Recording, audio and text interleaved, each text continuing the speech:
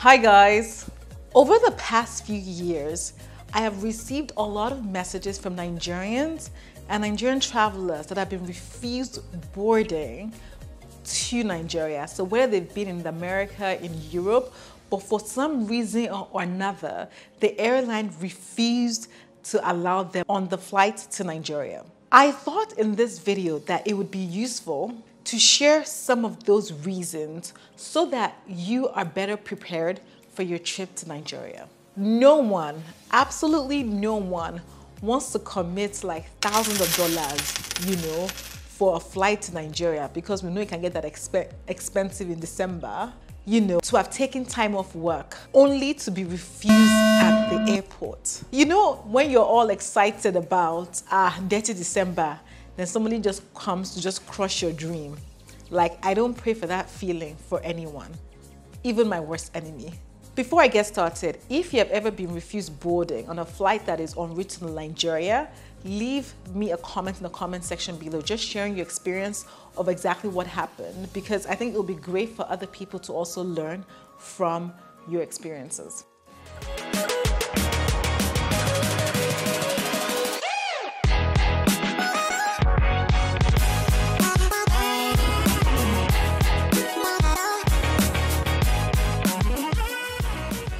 Hi guys, welcome back to my channel. If it's your first time here, welcome. My name is Sassy Funke and I create awesome content, if I must say, to help Nigerian and Nigerian travelers travel better and smarter, and also to help them to be better informed. If I'm speaking to you and you want to be better informed, you want to travel better and smarter, make sure you hit that subscribe button and give this video a huge thumbs up. We're nearly at 50,000 subscribers. We're itching, like we're slowly moving, but you can make that race quicker. You can make us get to that 50K community ASAP. So make sure you hit that red subscribe button down below. So let's get straight into this video. Number one, what is the common reason why people are refused boarding a flight to Nigeria? And I would say is not having their yellow fever card with them. Yellow fever, if you don't know, is a disease caused by a virus that is spread through mosquito bites. It is said that about 15% of people who get yellow fever develop a serious illness that can lead to bleeding, shock, organ failure, and sometimes even death. Some airlines would not allow you to fly to Nigeria unless they've seen your yellow fever card, which is proof that you've actually been vaccinated for yellow fever. Airlines, typically those flying from the US, I know and I've heard from experiences of a lot of people, are the ones that tend to be very strict on the matter and will refuse to board you to Nigeria, especially if you have a US passport. I believe that if you have a Nigerian passport, they don't really care so much, but if you have a US passport and you're traveling to Nigeria, they're very strict, so make sure you have your yellow fever card. I feel that the British airlines or airlines that are flying from Europe overall tend to be a little bit lax on this rule and don't check as much. Like, leave me a comment in the comment section below.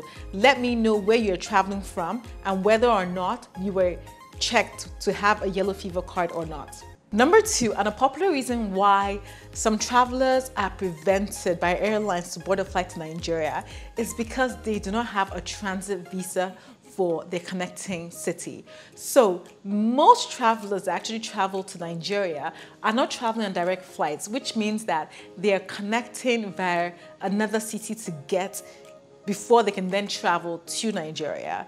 And a number of these cities have different visa requirements. Some of them waive visa requirements for their cities, but some of them require for you to have an airport transit visa. So for example, traveling from the UK to Lagos, right, on Air France, London to Lagos on Air France, means that you most likely have to transit actually via Paris, right, on some of their flights. And when you transit via Paris, depending on your citizenship or depending on your residency, the visas you have will affect whether or not you need an airport transit visa. I'll actually link for Air France what their current rules are if you're transiting via Paris. I believe if you have a British residency or you have a visa, you need to get an airport transit visa if you're going through Paris. But yes, but on the other hand, if you have additional, like if you have a UK visa, or you also have an American visa, you don't need a transit visa if you're traveling through the Netherlands. Some info for you there, but I'll leave the link down below. So it's really important to know what the rules are for your transiting city or country. Number 3, this is a popular one. Your passport has expired. I mean, your Nigerian passport has expired. This is quite interesting because I've seen situations, or people have shared their experiences with me whereby, you know, airlines have allowed them to actually travel to Nigeria with an expired passport. And in other circumstances, the airlines have said, no, you cannot. A lady recently shared her experience on the TravelToNaija page where she and her family were refused boarding at a transit city because, one, she and her husband actually had an expired Nigerian passport, but her kids only had an American passport with no Nigerian visa. And United actually flew them from the US to, I think, to Germany, I believe. I'm going to look for the post right here so I can share this information with you. Yeah, she said, my family was turned down 2 weeks ago by Lufthansa in Germany because my girls didn't have a Nigerian visa on their passport. United took us to Germany, but Lufthansa denied us after traveling 10 hours, right? So it's key to note that in this situation, I guess they did have their expired passports and they were fine to travel, but their kids didn't have an expired passport. So I guess a bit of a different situation here. They didn't have an expired Nigerian passport. On the other hand, I'm not sure if you remember that a couple of months ago, I believe the head of the NIDCOM, Nigerian Diaspora Commission, basically shared that people that can prove that they're Nigerians can actually get a visa on arrival. So this sort of contradicts in terms of, you know, I'm sure they could prove that, the parents will have proven that these are their kids. By that sheer fact that they're Nigerian, the kids should be able to get visa on arrival. Key point here is that obviously all the points that have been mentioned in previous videos are from the Honorable, I believe, by the Honorable Mrs. Abike Dabiri, is that a lot of these things actually not been implemented yet. So one has to be very careful, right? About, you know, sort of like acting based on information that is shared, you know, by officials, and rather than information that has been actually put to paper on official websites. I personally would advise that if you have an expired Nigerian passport, first of all, try and speak to the airline and check whether or not they will allow you to fly through to Nigeria. Second of all, if you're transiting, avoid using an expired passport because you just never know what might happen during your second or third leg of going to Nigeria. And most importantly, just try and fly direct, right? If you're flying on an expired passport, because you've probably verified with the airline that it's okay to fly with them, and you wouldn't have any issues getting to Nigeria. Maybe when you get to Nigeria, it's not a problem, but you won't have any issues boarding the flight to Nigeria. Number 4, the fourth point of reasons why you may not be allowed to board a flight to Nigeria is that the photo on your passport does not look like you. Olaiton Omodos shared something on this, right? She said, an airline prevented my son from leaving because when he took the picture for his passport, he had dreadlocks. 3 years after, he cut them off and he was supposed to go to Nigeria with his aunt, so I would not have to pay the unaccompanied fee, but they said the picture does not look like him. I was so upset that I requested to speak with the manager on duty. The only thing that they could do for me was to schedule his flight for him to fly within 10 days. I had to expedite his passport for him to fly out the week after, right? I guess this is actually, I've never seen this happen actually, whereby they've said, oh, your face doesn't look like you, but I guess it's something to consider. And I also wonder, how is it for kids? Because I know, for example, my daughter, for a British passport, she has about 10 years, I believe, on the passport, 5 or 10 years. But the way she looked when she was a baby in the photo isn't the way she looks now. So how did they verify that it's exactly her that I'm flying with? Like, what do you think about that point? So number 5, and the last, I guess, common reason why you would be prevented from getting on a flight to Nigeria is that the name on your passport doesn't match the name on your ticket, right? And some of you might be like, oh, but that makes sense.